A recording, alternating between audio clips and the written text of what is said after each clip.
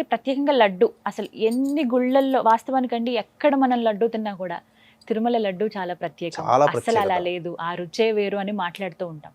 అసలు ఎలా తయారు చేస్తారు? ఎప్పటి నుంచి ప్రారంభించారండి తిరుమలలో స్వామివారికి లడ్డు సమర్పించడం? మనకు అంది వచ్చినటువంటి సమాచారం ప్రకారము ఆగస్టు 2వ తారీఖు రోజున 1751 సంవత్సరంలో, అప్పుడు సంవత్సరంలో 1751 ఆగస్టు 2వ తారీఖు రోజున మనకు అధికారికంగా లడ్డు తయారనేటువంటిది, స్వామివారికి ప్రత్యేకంగా తయారు చేసేటువంటి నైవేద్యంలో లడ్డు తయారనేటువంటిది మనకు ఏర్పాటు చేయడం జరిగింది. ఈస్ట్ ఇండియా కంపెనీ పాలన వ్యవస్థలో ఉన్నప్పుడు ఆ తిరుపతి ప్రాశస్త్యాన్ని గుర్తించినటువంటి ఆ ఆంగ్లేయులు నియమబద్ధంగా నియమంతో కూడుకున్నటువంటి విధానాన్ని కూడా పునరుద్ధరించారు. అంటే పరాయి పాలకులైన వాళ్ళు దైవాన్ని తాకలేదమ్మా, కానీ దౌర్భాగ్యం మన వాళ్ళై ఉండి మనకి ఇటువంటి కల్తీని మనకు అంటగడుతున్నారంటే ఇది శోచనీయమని చెప్పవచ్చు. అసలు తిరుపతి అనే లడ్డూకే చాలా ప్రాధాన్యత ఉంటుంది. ఎక్కడికి పోయినా ఆ లడ్డు రుచే వేరమ్మా, దానికి పేటెంట్ కూడా ఉంది. ఈ లడ్డూల్లో 3 రకాల లడ్డూలు ఉంటాయి. అసలు ఎన్ని రకాలు ఉంటాయి? ఆస్థాన లడ్డు, కళ్యాణోత్సవ లడ్డు, సామాన్య ప్రజలకు అందించేటువంటి లడ్డు. ఆస్థాన లడ్డు మనలాంటి సామాన్యులకి రాదు. అది చాలా ప్రత్యేకంగా విఐపీలు వచ్చినప్పుడు, ప్రముఖులు వచ్చినప్పుడు, అంతర్జాతీయ ప్రముఖులు వచ్చినప్పుడు వాళ్ళకి మాత్రమే అందించేటువంటి విధానము.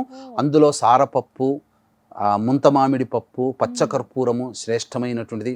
ఆ రుచే వేరటమ్మా, తిన్నవాళ్ళు చెప్పారు. ఆ రుచే మామూలు లడ్డూల కన్నా కూడా అతీతమైనటువంటి అమోఘమైనటువంటి రుచి ఉంటుందట ఆస్థాన లడ్డూకి. తర్వాత కళ్యాణోత్సవ లడ్డు ప్రతిరోజు తయారు చేస్తారండి. ఎవరైనా ప్రముఖులు వచ్చినప్పుడు వాళ్ళకి ఇవ్వడం కోసం ప్రతిరోజు కొంత పరిమిత సంఖ్యలో ఆ లడ్డుల్ని తయారు చేస్తారు.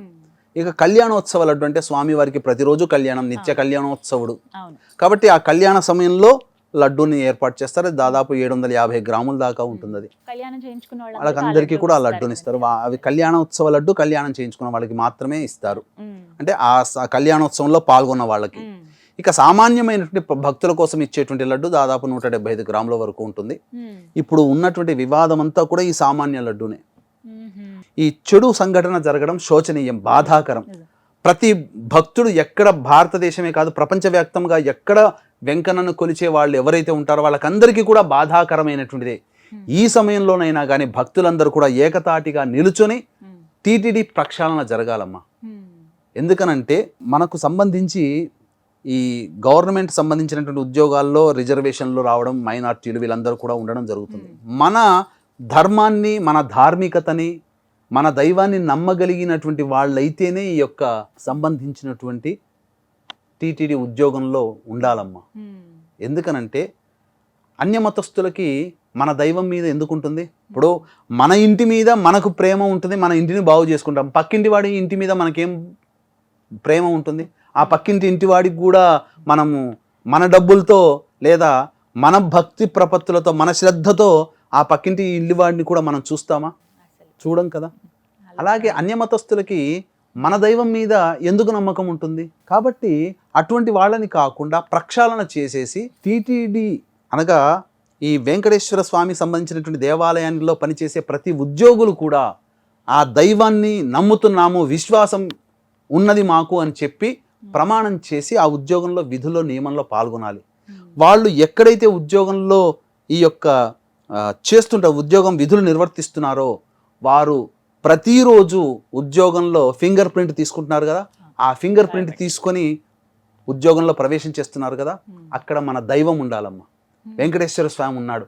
వాళ్ళు ఆ వెంకటేశ్వర స్వామికి నమస్కారం చేసుకొని, నేను నిన్ను విశ్వసిస్తున్నాను, నీ ద్వారా నా కుటుంబం గడుస్తుంది, నీ యొక్క సంబంధించినటువంటి ప్రభుత్వం, అనగా ప్రభుత్వం అంటే రాజకీయం కాదు, టీటీడీ నీ దేవస్థానంలో పనిచేస్తున్నాను కాబట్టి నా కుటుంబం గడుస్తుంది, నాకు ఆధారభూతం అయ్యావని చెప్పి ఆ వెంకటేశ్వర స్వామి అమ్మవారికి నమస్కారం చేసుకొని కృతజ్ఞతాభావంతో వెళ్ళి విధుల్లో వాళ్ళు చేరాలి. ప్రతిరోజు కూడా ఆ వెంకటేశ్వర స్వామికి, దైవానికి మనం